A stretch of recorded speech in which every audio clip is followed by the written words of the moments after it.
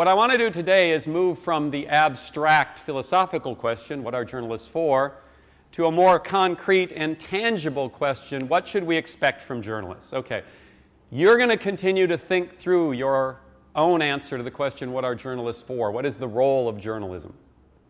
But right now I want to move to put some meat on the bones and start asking, okay, well, whatever the specific conception you have of the role of journalism, journalists do things in the world that are often very useful to us as citizens. And what are those things? What do we expect from journalism? In other words, what does the public need from journalism if the public is going to fill its role as active participants in a self-governing democratic society?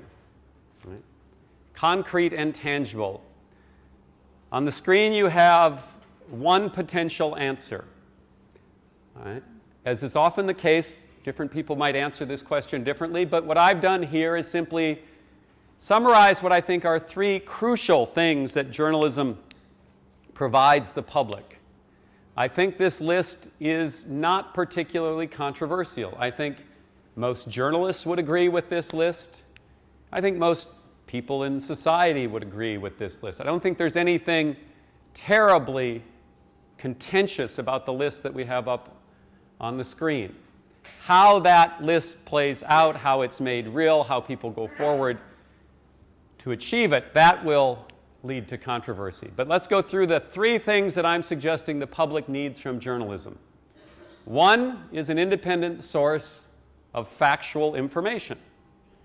You need to know things. If you're going to make decisions about public policy, participate in the formation of public policy, if you're going to be a citizen, you have to have information. And that information preferably comes from some independent source. So what do we mean by independent source? Think about it. This culture is awash in information, yes? If you want information, there's no shortage of information. But information often comes from sources that are self-interested. So take, for instance, the government, whether it's city, state, or local. Governments generate a lot of information. Go down to the city of Austin, the state of Texas, the U.S. government, they'll provide you with reams of information. But do you always trust the information that comes from government? Well, some of it is relatively trustworthy, data, statistics perhaps, but people in government have their own interests. People in power often have an interest in retaining power. So when we get information from government, we're appropriately skeptical, yes? Doesn't matter which particular party or politician. I'm not talking about specific people or parties. I'm talking about a distrust of government. Corporations provide a lot of information as well. You go to corporate headquarters anywhere in the U.S., and they'll give you reams of information. Do you trust it? Well, no. Again, one would be skeptical because corporations have an interest in the nature of the information they provide you. They want to provide you information that will lead you to purchase their goods and services. So there are two institutions in this culture, the government, the corporation, that provide enormous amounts of information, but we are appropriately skeptical. When we want to act as citizens, participate in self-governance, we also want an independent source of information, a source that we have more faith in, that we can trust more. Okay? So one thing we need from journalism, an independent source of factual information about facts, just what's going on in the world. Okay? So far, so good? All right. Now, the thing about facts, people often say, well, just give me the facts, yes? Just the facts. Do the facts alone do you much good? If I simply laid out in front of you every fact in the world, would that be of any value to you? No. There are a lot of facts in the world, but facts are not of great value to us in understanding the world without some framework, without some context. We have to have a context in which we make sense of facts. Everybody understands that. The facts alone are relatively useless to us. So we need context. And another thing that the public should expect from journalism is the historical, political, and social context necessary to make sense of all that information. Without that framework, without that context, facts just kind of Stream on by. So have you ever read about something where you have no framework of understanding, and you read facts and you end up at the end of what you've read with no greater understanding than when you began? So we expect from journalists some context. Does that mean that every day's newspaper has to have a history lesson in it? Well, no, that would be unreasonable. Right? Every day can't recount. You can't start every day reporting on the revolution in Libya or Egypt or Tunisia with a history book full of information about the Middle East, North Africa. That would be unreasonable. But some context, especially about those things in which people don't have direct experience. So again, most journalists, most people would agree that from journalism we need an independent source of factual information, and we need some context in which we can make sense of that information. The third thing I think the public needs from journalism is exposure to the widest possible range of opinion that's out there in public. And again, the reason for this is simple, nothing complicated about this. Think about how you come to your own judgments, how you come to hold an idea, how you come to form an opinion. Do you do that by, going out into the woods and sitting and, meditating for days on end? No. Some of you may do that, but most of us form our opinions by bumping up against other people's opinions, yes? You kind of rub up against other judgments and you figure out what you believe, what you don't believe. Most of us form our own understanding of the world in interaction with other people.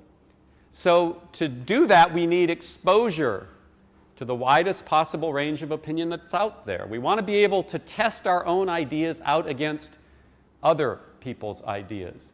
And that's how we strengthen our own commitment to the ideas we hold. So, what do we need from journalism?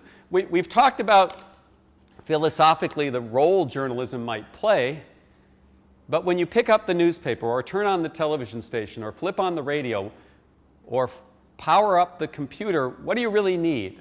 Well, I'm suggesting what you need is an independent source of factual information, some context within which that information will make sense, and exposure to the widest range of opinion. Questions about that or challenges to that? Okay, not much to challenge. It's pretty straightforward. All right. Now, what we're going to do for the next several weeks is talk about how contemporary mainstream journalism, remember, we're using this term mainstream journalism to mark the corporate commercial news outlets that provide the vast majority of information to the vast majority of people in this country. We're going to talk about the center of American journalism. It doesn't mean there aren't other kinds of journalism, independent, alternative journalism, but the fact is most people in this country get the vast majority of their information from what I'm calling corporate commercial news outlets, mainstream journalism. Right? People read the internet, but even on the internet, a lot of what you see comes from those same mainstream journalism outlets, the same corporate commercial outlets. The heaviest traffic on the internet for news is on things like CNN.com. Right? So there's a wide array of information and context and opinion available in the world. But in this country, the mainstream news media, for all the problems they're having, for all the distrust the public might feel for them, the mainstream news media is still central in the way that people come to understand the world. And that's where we're going to focus our attention. Right? So what we're going to do now is ask a question about how that news is shaped. So let's look at key factors shaping news content. How does the news come to look the way it does?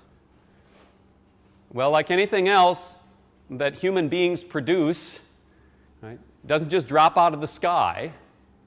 Just like this course didn't drop out of the sky. This course was shaped by me, by the institution. You can step back and ask, how did critical issues in journalism come to look the way it does? You can also ask, how does the news come to look the way it does? I'm going to suggest there are three key factors to look at.